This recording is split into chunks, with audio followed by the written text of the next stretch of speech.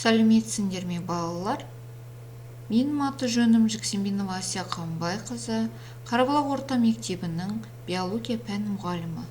Бүгінгі біздің сабақтың тақырыбы хромосоманың құрылымы, генетикалық материалды сақтаушы және тасымалдаушы ДНК жайлы түсінік. Модельдеу, адам ағзасындағы тұқым қуалайтын және тұқым қуаламайтын белгілерді зерттеу. Балалар, біз бүгін гендердің рөлін, хромосомадағы генетикалық ақпарат ДНК рөлін түсінуіміз қажет. Ең біріншіден хромосома ДНК және ген дегеніміз не? Соған тоқталып кетейік. Хромосома жасушаның ядросында болатын ұсақ органоидтар, белгілі бір пішіні бар, таяқша тәрізді құрылымға ие. ДНК тірі ағзадағы генетикалық ақпараттың ұрпақтан ұрпаққа берілуін қамтамасыз етеді. Ген тұқым қуалаудың қандай да бір элементтер белгісін қалыптастыруға жауапты материалдық бірлік. Балалар, енді осы хромосома, ДНК және геннің құрылымына қысқаша шолу жасайық. Ең біріншіден, барлық тірі ағзалар жасушадан тұрады. Жасушаның құрылысын сендер алдыңғы сабақтарда өткен болатынсыңдар. Жасушаның құрылысында ядро органоиды бар. Ядро органоиды көбеюге қатысады. Ядрода хромосомалар орналасқан. Хромосоманың құрамында ДНК және нәруыздар бар. ДНК бұл екі тізбекті, оралма тәрізді күрделі зат. ДНК молекуласы шар тәрізді нәруызды орап, оны тығыздап, құрылымға айналдырады. Бұл құрылым хроматидалар деп аталады. Хроматидалар хромосоманы құрайды екен. ДНК екі тізбектен құралған 4 нуклеотидтен тұрады. Аденин, тимин, гуанин және цитозин. Осы 4 нуклеотид бір-бірімен комплементарлық болады. Аденин тек қана тиминмен комплементарлық, гуанин цитозинмен комплементарлық болады.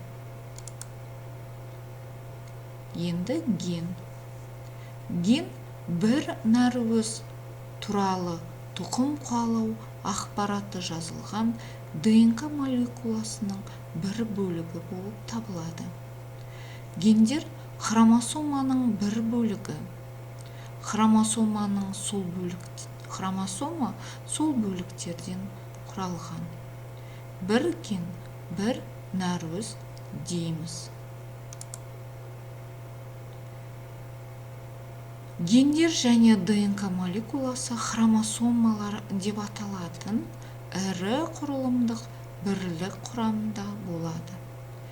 Жасушаның екі бөлу кезінде хромосомалар екі еселенеді және осы жаңа түзілген жасушалар ата-аналарының гендер жиынтығының көшірмесін алады. Соның нәтижесінде жасушаның барлық белгілер немесе қасиеттері ұрпақтан ұрпаққа беріледі.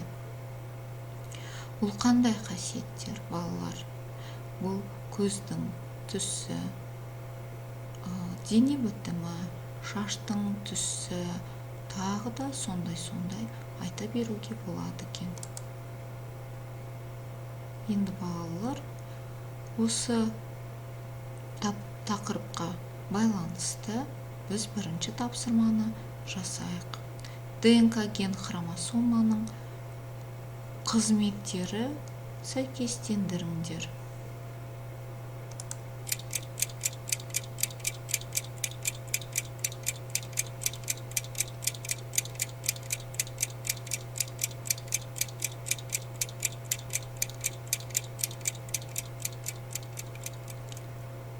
Балалар, енді дұрыс жауап. Сендерде осындай жауаптар шықса, бәрекелді, жарайсыңдар. Екінші ашық сұрақ. Гендер жасушаның құрылымы мен қызметін анықтайтын генетикалық ақпарат болады. Бір организмнің гендер жиынтығының оның генотипін құрайды. Ген терминің алғашқы рет 1909 жылы Дания ғалымы Вильгельм Йогенсен енгізген екен. Балалар, сендерге сұрақ. Геннің қызметі қандай?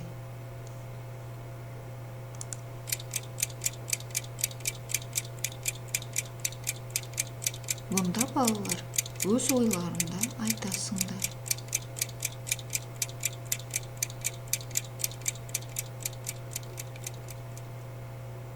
Бәрекелді балалар. Үшінші тапсырмаға келейік. ДНК-ның қызметі. Жауабына иә, жоқ деп жазасыңдар.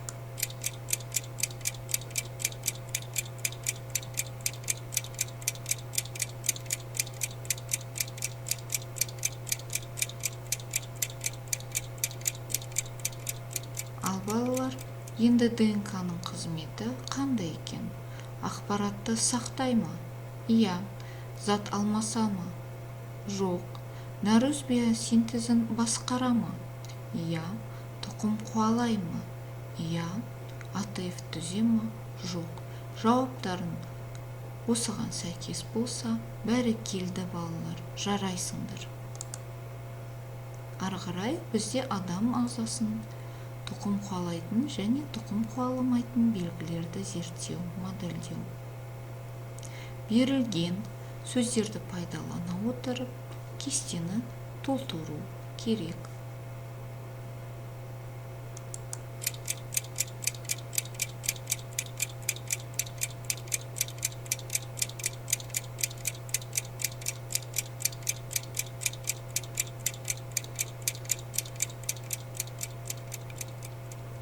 Ал балалар, жарайсыңдар.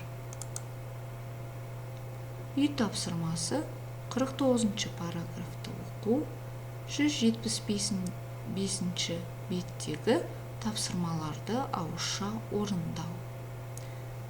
Бүгінгі біздің сабағымыз аяқталды. Сау болыңыздар.